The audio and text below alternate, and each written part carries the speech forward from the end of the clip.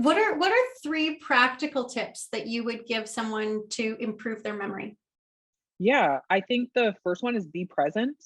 I don't think anybody has a bad memory. A memory is a learned thing, but I think we're not willing to admit to ourselves the reason you don't remember that person's name is because you were not paying attention when they told you their name the first time. You were thinking about something else. Much So I easier to think blame it on the hardware. exactly. So I think that's something really cool that this whole process has taught me. It's like be where your feet are. So if somebody's telling you their name, listen to their name, repeat it, ask them something about themselves so that if you don't see a cool, interesting piece of clothing, they're like Melissa from Greenland. And you're like, oh, what's it like being from Greenland? They tell you an interesting, unique story, and now you have the thing.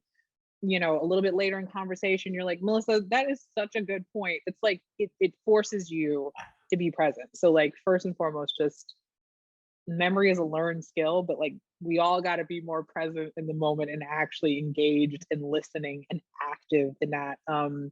The other one I would say is I would say get yourself on like an app like Lumosity, just play. You'd be surprised how simple those little apps are and how much they help you kind of improve your memory and teach you some new stuff.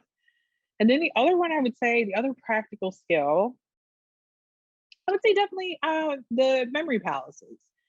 Mm. Next time you're like remembering a grocery list, so great one is like the 10 brain foods on my body. It's like the top of my head, my nose, my ear, my lips, my throat, my shoulders, my fingertips, my stomach, like kind of like my belly button, and my tushy.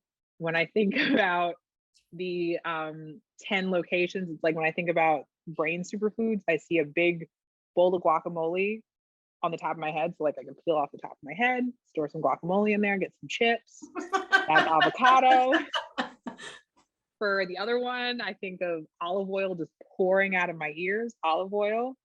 I think of the end of my nose being a big old blueberry that I can squish and it makes noise. That's blueberries. My teeth, I have a big old stalk of broccoli in them.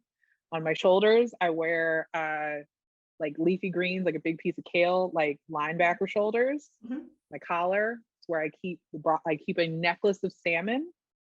My fingers, the ends of my fingers are like yellow Cheeto dust. That's turmeric. My belly button, there's a big old walnut. And then the last superfood, sorry to be crass, everybody, it's chocolate.